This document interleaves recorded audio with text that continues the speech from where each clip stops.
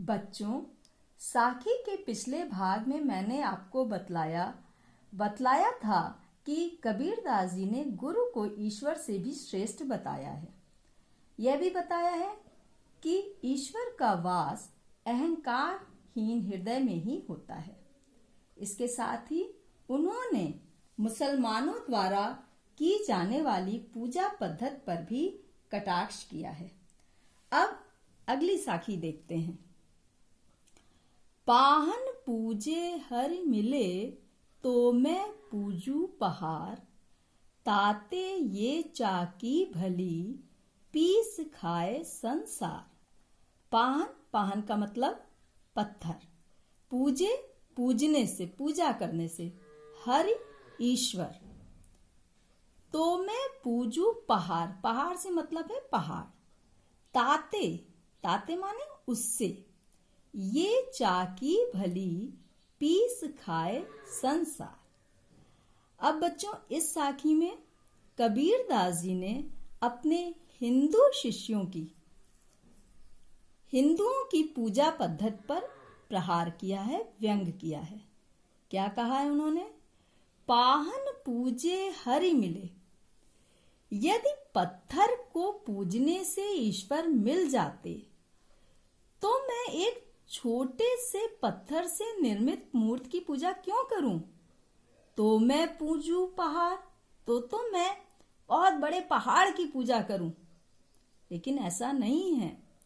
ताते ये चाकी भली, ताते माने उससे, पत्थर की से निर्मित मूर्ति की पूजा करने से तो अच्छा है कि हम पत्थर से निर्मित चक्की की पूजा करें, अर्थात कर्म करें। पीस खाए संसार। जिस प्रकार से चक्की में जब अनाज को पीसा जाता है तो उससे जो आटा आदि निर्मित होता है, उससे चक्की चलाने वाले की तो भूख शांत होती ही है, साथ ही समस्त विश्व की भी भूख शांत होती है। इस प्रकार से कबीरदास जी ने कर्म करने के लिए प्रेरित किया है। अब अगली साखी। सात समद की मसी करों, लेखनी सब बन राय, सब धरती कागद करों, हरिगुण लिखा न जाए। समद समुद्र, मसी स्याही, लेखनी कलम, बन राय वन या जंगल, धरती पृथ्वी, कागज, हरिगुण ईश्वर, हरि ईश्वर, गुण लिखा न जाए। अब हम लोग अर्थ देखते हैं। सात समद की मसी करूं। कबीरदास जी कहते हैं कि विश्व में 7 समुद्र हैं और सातों समुद्रों की जल की यदि मसी बना ली जाए, स्याही बना ली जाए, लेखनी सब बन राय, और जितने भी संसार के वन हैं, जंगल हैं, उनके पेड़ों की लकड़ी को काट कर उसकी कलम बना ली जाए।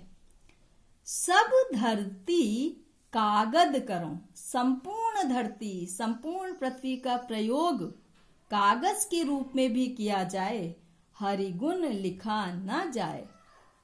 हरि के गुणों को, ईश्वर के गुणों को लिखा नहीं जा सकता है, उनके गुणों को कलमबद्ध नहीं किया जा सकता है, क्योंकि ईश्वर के गुण लिखना वर्णन की सीमा से परे है, शब्दों की सीमा से इतर है।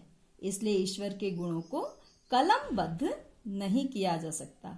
धन्यवाद।